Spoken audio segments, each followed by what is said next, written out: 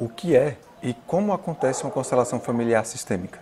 É isso que eu vou falar no vídeo de hoje.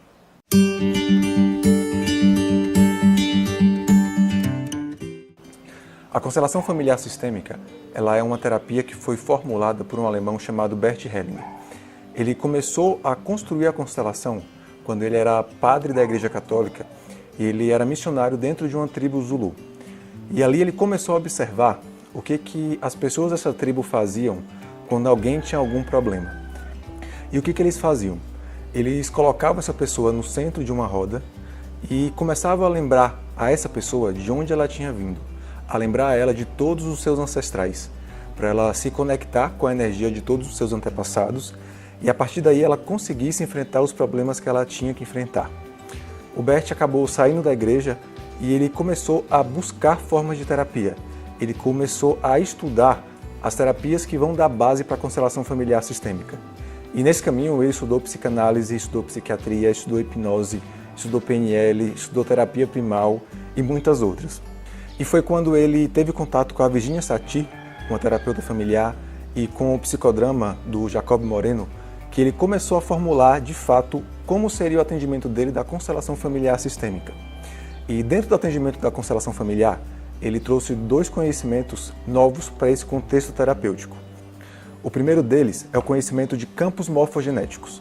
Todos nós somos feitos de energia, e o somatório da energia de todas as pessoas que formam os nossos sistemas, que podem ser a nossa família, a nossa empresa, a nossa cidade, compõe um campo de energia. Nesse campo de energia, a gente transmite e recebe informação o tempo todo. Hoje, essa ideia dos campos morfogenéticos é escrita por um biólogo chamado Rupert Sheldrake, que foi a fundo estudar o que acontecia dentro desses campos e como que esse campo traz informação para a gente.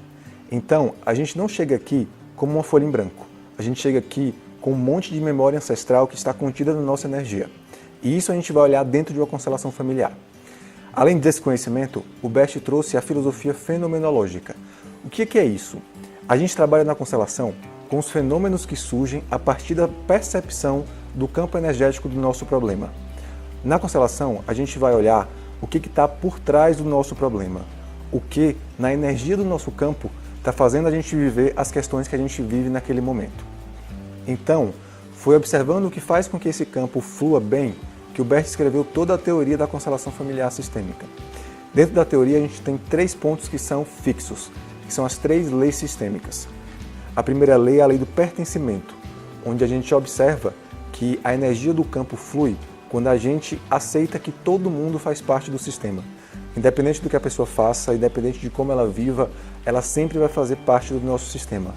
Então, todos os nossos antepassados, todas as pessoas que vieram antes da gente, elas fazem parte do nosso sistema, queira a gente ou não. Quando a gente exclui essa pessoa, a gente desestrutura a energia do nosso sistema. E por isso a gente acaba vivendo muitos problemas. A segunda lei sistêmica é a lei da hierarquia. Nela a gente percebe que quem veio antes sempre é maior do que quem veio depois. E a energia, o fluxo de vida, flui de quem veio antes para quem veio depois. E aí o que acontece? Muitas vezes a gente, pequenos, a gente começa a querer ser maior do que quem veio antes. E nesse movimento a gente também desestrutura o nosso sistema. A gente não recebe a força que a gente precisava receber. E por isso também a gente vive alguns problemas.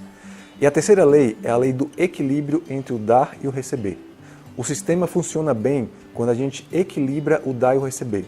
Quando a gente fica só na posição de doador, ou só de recebedor, a gente desestrutura o sistema e também tem consequências no futuro.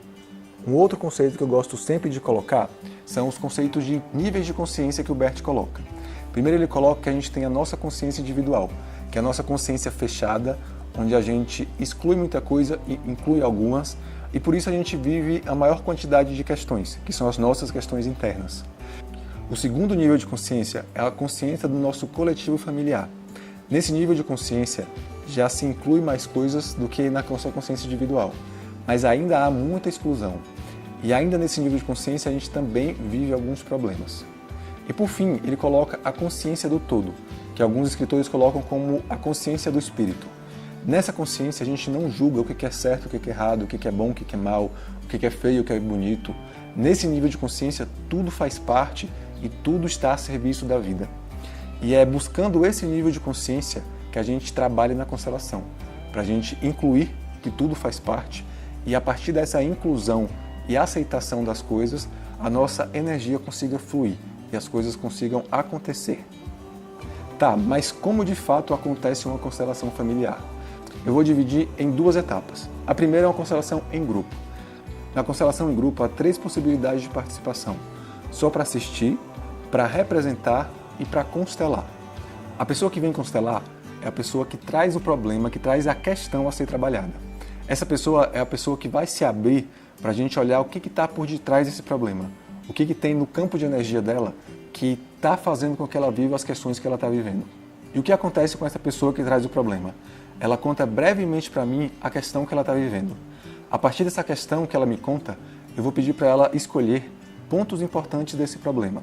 Esses pontos podem ser pessoas da família, podem ser questões que ela está vivendo, como trabalho, dinheiro, prosperidade, relacionamento amoroso. E ela vai, dentro do grupo, escolher pessoas para representarem esses pontos importantes.